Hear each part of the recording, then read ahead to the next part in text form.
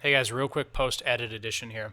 Hey, we took this episode and it's all around phone sales. It's an incredible episode, but the content itself, it trailed off to beyond 30 minutes. So we're actually taking it and we're chopping it up into two parts. So this first part, we'll talk about like the initial intro to phone sales, how it can enhance your marketing and increase your new business gathered, and then also the why and how behind building an internal phone sales team. Should you not, how to do it, etc.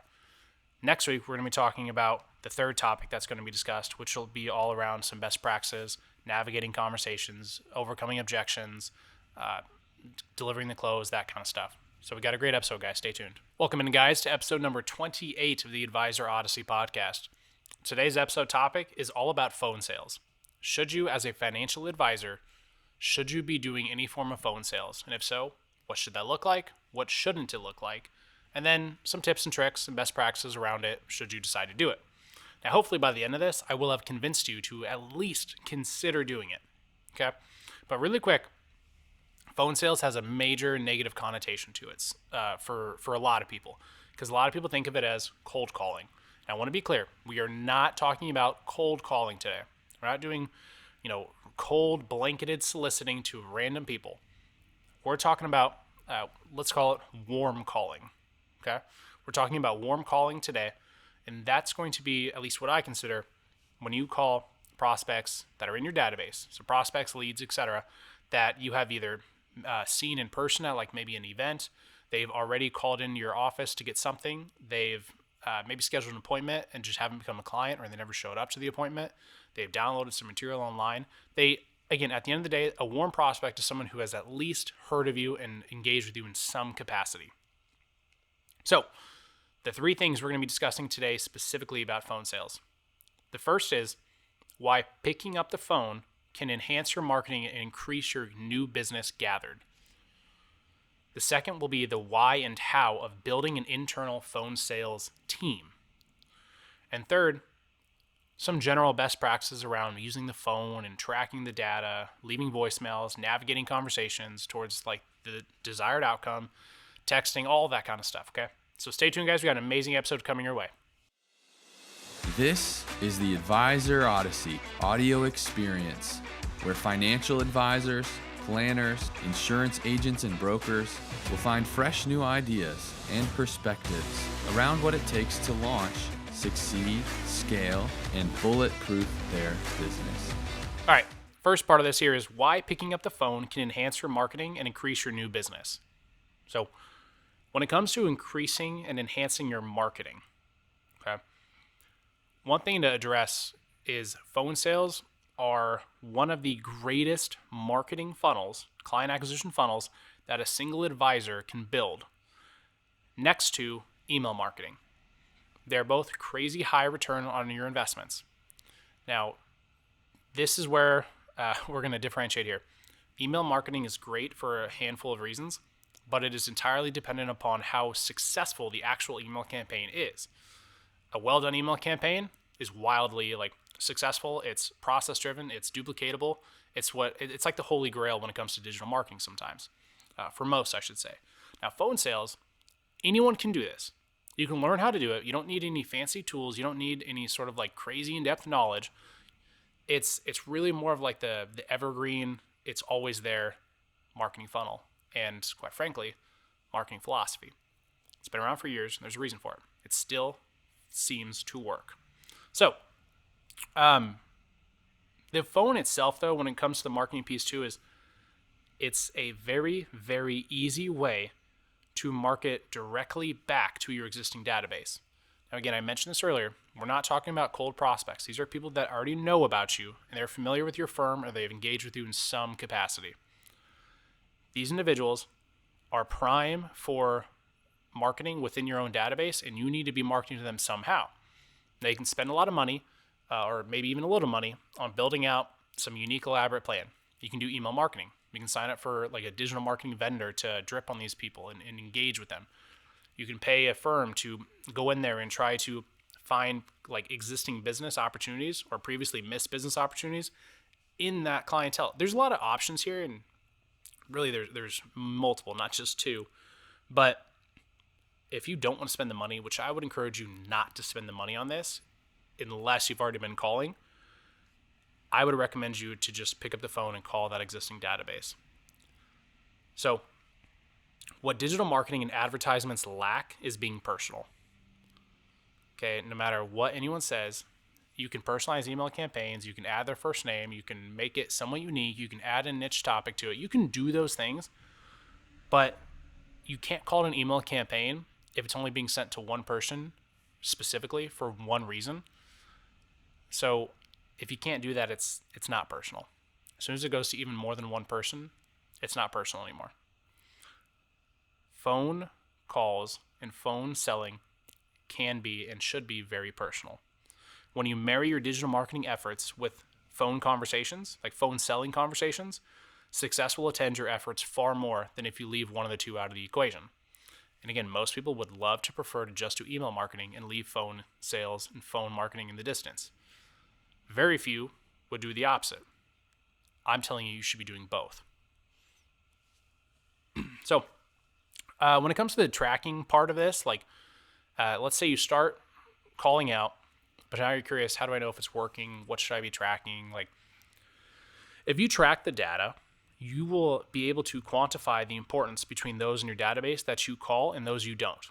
This is what, again, I've had a handful of advisors that I work with start doing this consistently. They've been doing it for probably since 2020, a lot of them, but still very, very many are hesitant to do this. And I get it. So that's also why I'm recording this podcast. It's also to share with them that you do not have to be as hesitant to do this. There's no ego here. There's no pride issues here. Like, phone calls and phone selling does not have to have a negative connotation. But what you'll find, I can 99% guarantee this. What you will find is that if you took all of your prospects, let's say you had 1,000 prospects in your database, you called 500 of them once, maybe twice a month, and then you didn't call, the other half of them, the other 500, odds are the ones you were calling have a higher conversion percentage. They have a higher engagement percentage. They tend to make better clients in the first 60 to 90 days, and they also probably treat your team better. That's another unique stat from this. They tend to treat your service team better. So, when it comes to tracking the data, there's really only 6 key metrics or measurables that I think you should be tracking. And you can get really in depth on this, but I think there's really only 6 you should be paying attention to. And again, these are in no particular order, but those 6 are this. The first thing to track is how many phone calls did you or your team make? The second, how many of the right people picked up? So if we're in B2B sales, we would say how many decision makers picked up the phone. For you, it would be how many times did you call and you actually got the prospect on the phone? Not their spouse, not their, I guess maybe it was you had a meeting with both of them, but you always want to be calling the one that you specifically, that engaged with you and your team.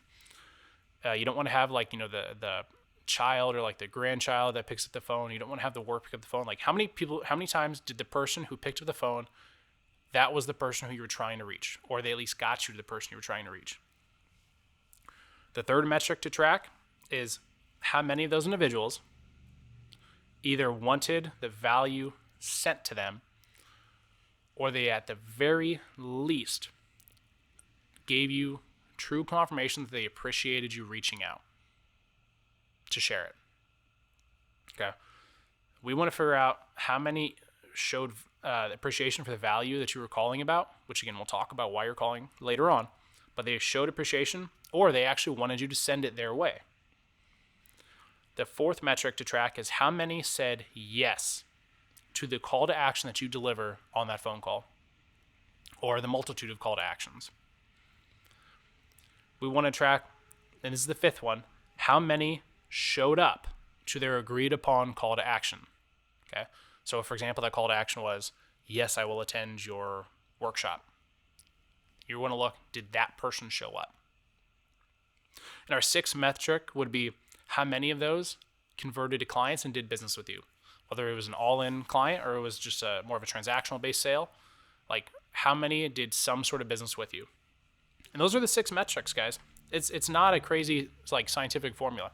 Track those 6 things, and you'll have all the data that you'll need to quantify whether it's working or not, if it's worth it or not. And then also you'll have enough data to figure out if it's predictable or not. And if it's predictable, which it should be, if you're tracking it accurately and doing it the right way, you will know how much money, if any, to allocate towards it, and you'll be able to predict your return on the investment long term. So moving into the second piece of this is all about the why and how of building an internal phone sales team. Now, look, there are a lot of advisors and financial professionals listening to this podcast right now who they're a lone wolf. They do everything on their own. They're road warriors. They're working out of their home. Maybe they have an office space. They're tied to another firm. Like, they're responsible for everything they do. They eat what they kill. But for those of you who have bandwidth, maybe you have additional resources, you have additional capital, I believe that it is absolutely critical that you build a team internally to help you with phone sales, opposed to you doing it all yourself, unless you have to. Your time is more valuable, and you've got other things you could and probably should be doing as well. So when you look to hire somebody, here's what you're really looking to hire for. You're looking for an appointment setter, not a telemarketer. Let's get that through everyone's head right now, really clear and communicated.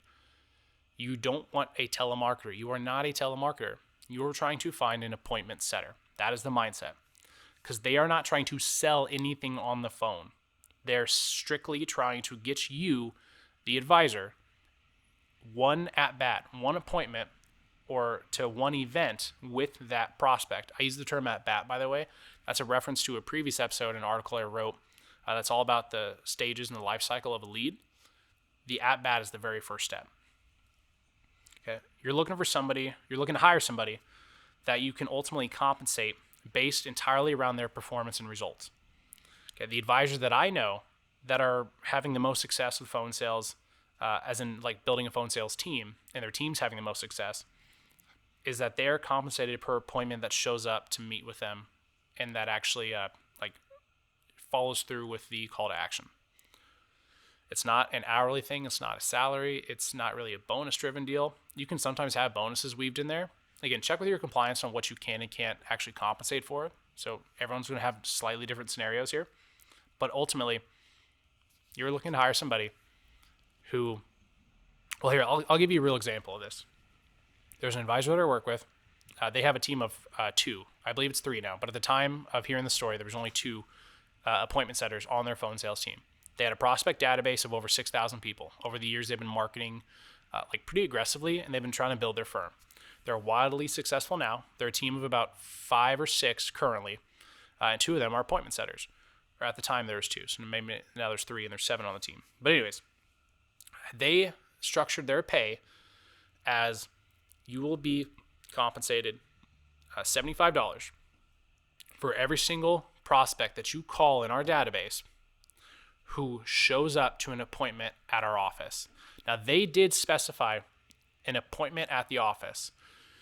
They did not have a stipulation there. They were not trying to get those prospects to attend an event or attend a webinar or to do a phone call appointment. Theirs was very specifically attend an appointment in our office.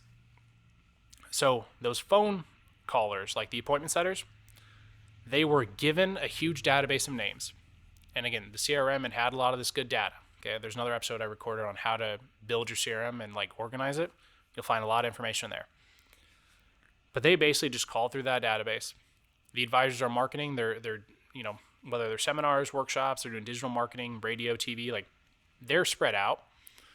But when these leads come in, they tag where they came from, and they tag whatever the topic was. So if a radio lead called in from a radio show that was talking a lot about Social Security or tax planning, for example, that was tagged in the database. So the appointment setter called that individual with around the topic of tax planning or Social Security.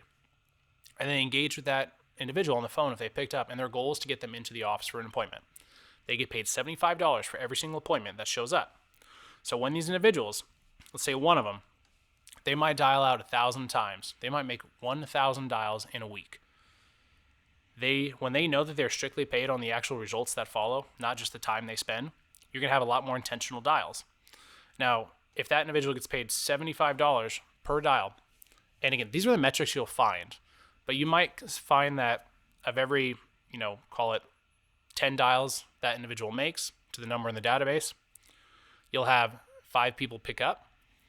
Of those 5 people, 4 will be the person you're trying to talk to. Of those 4, 2 of them will say that they appreciate the value that you're calling about. And then maybe one of them will actually say yes to the call to action. So if you have, again, out of every 100 people, if you have 10 individuals after the 1,000 dials, because we talked to 100 people, but we really only got 10 appointments set up, you might, in your office, if you have a process around this, you might have, of those 10 people, 6 of them show up to the first appointment. Okay, let's say 6 of them show up to a first appointment, that appointment setter is getting paid $450.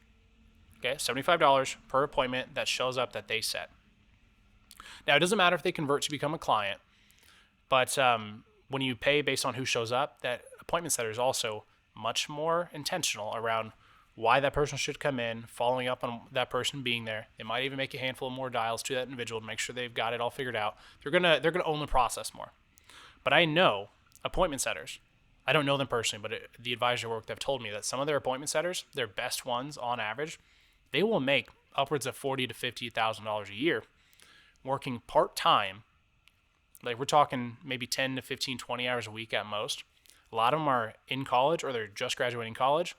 Some it's just a summer job for them. Like they are busting their butt and they are getting paid well because they're just good at their craft. You're going to find someone who's just really good at this naturally. But anyways, that's how they're paying them and compensating them. So don't get caught up on that, okay? Hey guys, post-edit edition here again. As I said, a bit of an abrupt ending, but we broke this episode up into 2 parts. Stay tuned next week. We're going to be talking about the best practices around navigating conversations, handling objections, overcoming them, how to build scripts, and lots more. So stay tuned. Be on the lookout for the next episode airing next Sunday. We hope you enjoyed the Advisor Odyssey audio experience. Connect with us on your favorite social media platforms at Advisor Odyssey. You can find our full-length educational videos to watch on YouTube, Instagram, and Facebook. Check out all our articles and publications on medium.com/Advisor Odyssey. The Advisor Odyssey podcast is available on Spotify and Apple Podcasts. The contents and opinions shared, expressed, or otherwise alluded to on the Advisor Odyssey podcast and audio experience are solely ideas and not to be depicted as tax, legal, or investment advice. Results from the use of these concepts may not be representative of the experience of all financial professionals and are no guarantee of future success. Your results may vary. The Advisor Odyssey and its affiliated members are not to be held liable or responsible for any lawful recourse or punishment invoked upon the individual or accompanying business partners or team members. Federal law, state law, and/or insurance carrier requirements may prohibit or place limitations on any of the ideas and activities expressed. All advisors, planners, wholesalers, affiliated reps, and investment advisors should be aware of any limitations imposed by federal regulation, state regulation, insurance carriers, broker-dealers, and registered investment advisors as applicable. Investment advisors are strongly encouraged to obtain pre-approval from the broker-dealer, registered investment advisor, insurance company, or similar institution with which they may be affiliated.